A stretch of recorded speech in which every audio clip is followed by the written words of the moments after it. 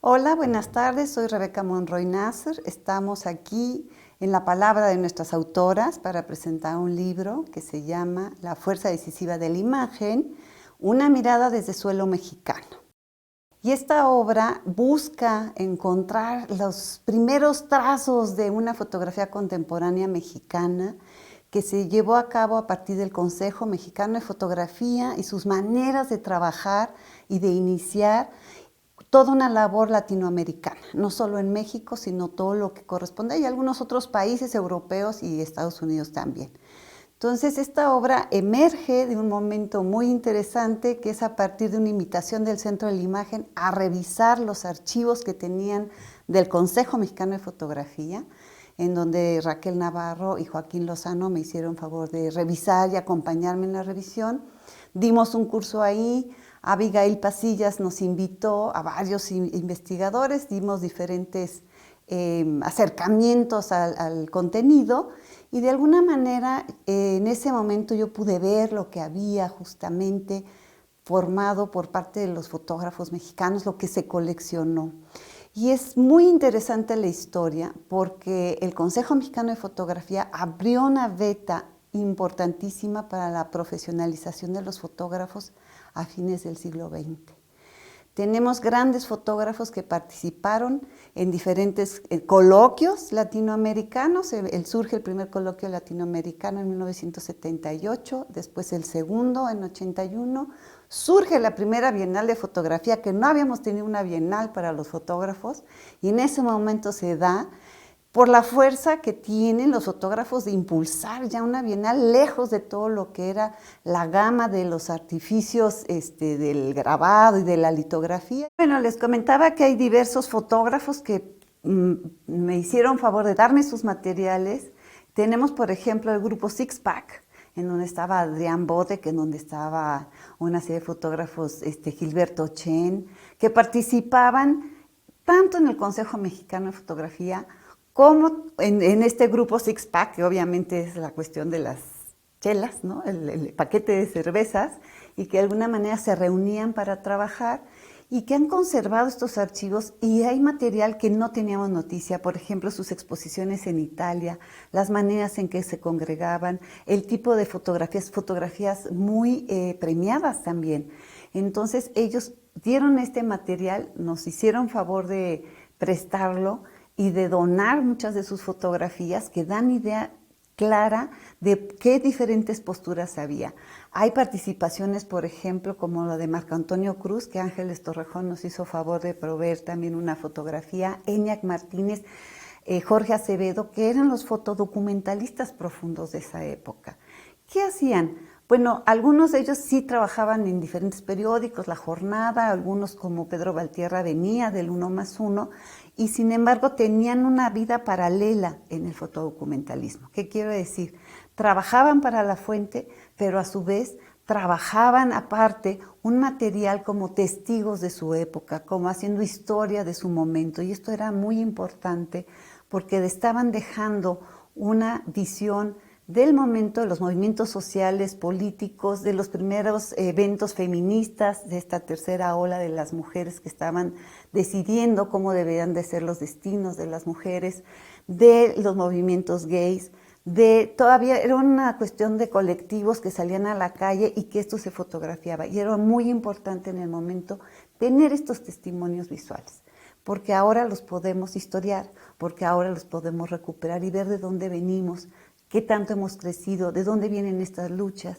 Era un momento en donde el CENTE, ¿no?, que tenía una gran corrupción interna, se separó, se hizo la CENTE, se hizo este movimiento de la CENTE y se documentó.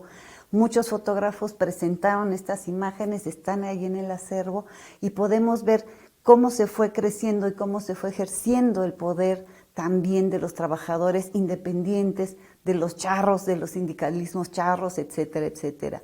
Había otros movimientos muy importantes, como el movimiento del sector médico, que estaban con salarios miserables, que reutilizaban jeringas, que no cambiaban las camas. Entonces, Salubridad también tenía una vocación de transformación de esas condiciones. Todo esto se documentó, todo esto está en las fotografías, en los acervos. Pero también hay una parte muy interesante, la parte como de evocación autoral. Ya hay fotógrafos como nuestro querido editor Alberto Tobalín, que tiene fotografías creadas en el momento, que son muy interesantes, y vamos a tener muchos fotógrafos que van a proveer de elementos estéticos de una fotografía autoral que se pensaba que no estaba en ese momento. Y ahí están resguardadas estas fotos en el centro de la imagen y podemos observar. Son un cúmulo de más de 3,000 fotografías, en donde también podemos ver otras obras como la de los cubanos que participaron, Mario García Joya y la que entonces era su esposa Marucha, que trajeron materiales muy importantes de fotografía de aquel momento en apoyo a la Revolución Cubana. Y entonces hay una serie de personajes muy interesantes, retratos que son muy claridosos de los oficios que se estaban dando, de los bailes, del tipo de fotografía que se estaba ejerciendo desde adentro en Cuba. Entonces vamos a tener un muestrario muy amplio, muy claro. Hay otros fotógrafos como Armando Cristeto, que ya iniciaba toda una fotografía en apoyo a los movimientos gays, entonces que ganó concursos con sus fotografías. O Laura González, que era una jovencita que traía sus fotos. Hay unas imágenes que ella recreó en cianotipias que son muy importantes porque ya era toda una fase experimental que venía trabajando Carlos Jurado y se nos va a dar en esta fotografía. Entonces considero que es un abanico de imágenes que podemos ver en dónde estaba parada la fotografía mexicana a fines de los años 70, los años 80, el fin del siglo, y que finalmente vamos a tener algo muy importante, un abanico de opciones que no considerábamos que estaban ahí. Entonces el acervo es importante, la lectura del acervo y hacer un análisis de cada una de estas fotografías, pero además la historia oral. Hay documentos que nos hicieron llegar, Vicente Guijosa, por ejemplo, de los diferentes momentos y los problemas que pasó justamente el Consejo Mexicano de Fotografía, cuando emerge, cómo se consolida, junto con Pedro Meyer, que es el gran gestor de esto, Raquel Tibol, cómo gestan también su Casa de la Fotografía aquí en la colonia Roma, y finalmente cómo empieza a decaer, empiezan a perder, ya no tienen para pagar la renta, lo sacan, avientan todas las fotografías a la calle y la necesidad de encontrar un local nuevo. Y todas las vicisitudes que tuvieron hasta llegar justo al Centro de la Imagen, que fue creado en 1994 y en 95 depositan los materiales ahí y por eso están ahí coleccionados. Es una historia muy importante, es una historia de cómo crece la fotografía, cómo es fortalecida por un aparato burocrático estatal y luego va decayendo, dejan de darle esos apoyos y es tan importante conocer porque es parte de nuestra fotografía mexicana.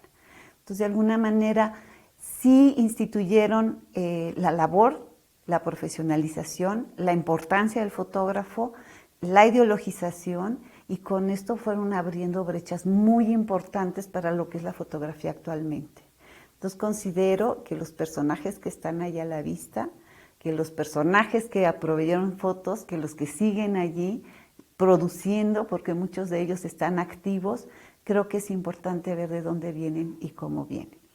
Muchos fotógrafos tampoco son miembros directos del propio consejo, pero algunos que habíamos sido independientes, que renegábamos del propio consejo, y mandaron sus fotos y ahí están. Y yo creo que eso también es muy importante, ver que abrieron puertas, que se hizo un gran esfuerzo por tener las imágenes, por mostrarlas, por hacer libros, y que esto ha tenido una continuidad. Este libro busca ello, busca dar la imagen de lo que era la fotografía de fines del siglo XX y esperemos que sea del gusto de ustedes. Muchas gracias.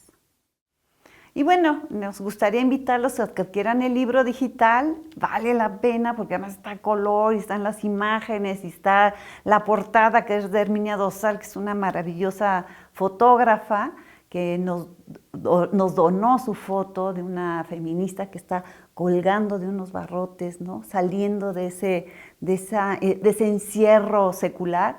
Y el libro está a la venta en librerías digitales, adquiéranlo. tiene muy buen precio y pueden tenerlo ustedes ahí en su computadora, en sus aparatos electrónicos para cuando gusten leerlo. Muchísimas gracias.